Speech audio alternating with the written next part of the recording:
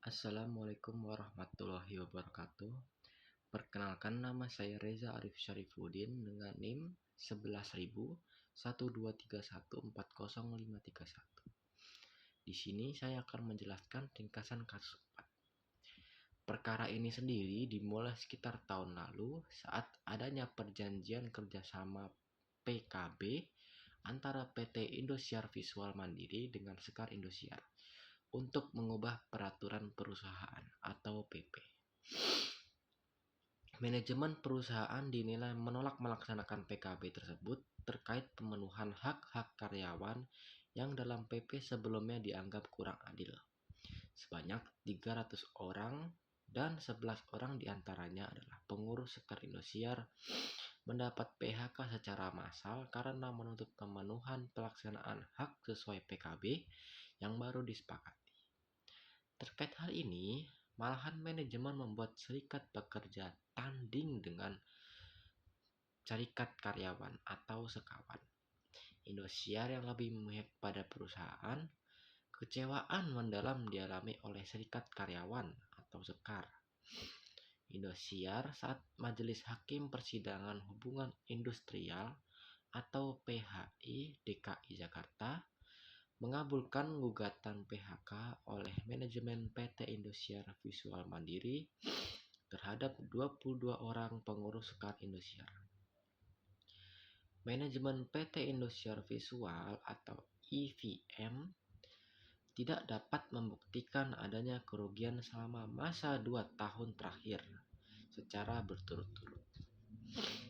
Hal ini diperkuat dengan keterangan auditor independen yaitu Edi Prakarsa Pramana Sidata, yang kedua ada FL Tobing, yang menyatakan bahwa PT Indosiar Visual Mandiri memperoleh laba bersih tahun 2008 sebesar 19 miliar dan sebanyak 8 miliar pada tahun 2009. Banyak anggota Sekar Indosiar menjadi takut menunjukkan identitas dirinya sebagai anggota Sekar Indosiar. Padahal, hak berserikat dan berkumpul ini dilindungi oleh undang-undang tentang gugatan perdata anti berserikat atau union busting oleh Sekar Indosiar. Majelis Hakim berpendapat bahwa pihak penggugat yaitu Sekar Indosiar mampu membuktikan pokok gugatannya terhadap pihak manajemen Indosiar Visual Mandiri yang dipimpin oleh Dirut Handoko sebagai tergugat 1 dan Direktur Triyandi Sutyatman tergugat 2, yaitu bahwa tergugat telah melakukan union busting terhadap serikat karyawan Indosiar dan membenarkan telah terjadi pemutusan hubungan kerja secara massal. Dengan alasan, perusahaan melakukan pemutusan hubungan kerja dengan alasan rasionalisasi perusahaan.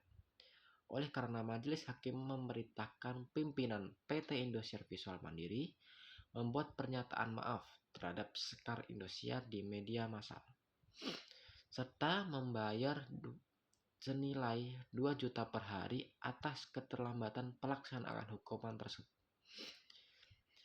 Polisi kasus dalam hukum pemburuan Indonesia telah mengatur mengenai hak untuk berserikat bagi pekerja secara khusus di dalam Undang-Undang tentang Serikat Pekerja Nomor 21 Tahun 2000. Berdasarkan undang-undang tersebut, maka menjadi hak setiap pekerja untuk bergabung atau tidak bergabung dalam suatu serikat pekerja. Sebenarnya, berdasarkan undang-undang tentang serikat pekerja tersebut, dalam setiap perusahaan wajib didirikan setidaknya satu serikat pekerja. Undang-undang serikat pekerja sendiri telah mengatur dalam pasal 43 ayat 1 bahwa barang siapa yang menghalang-halangi atau memaksa pekerja atau buruh sebagaimana dimaksud dalam pasal 28 akan dikenakan sanksi pidana paling singkat 1 tahun dan paling lama 5 tahun atau denda paling sedikit 100 juta rupiah.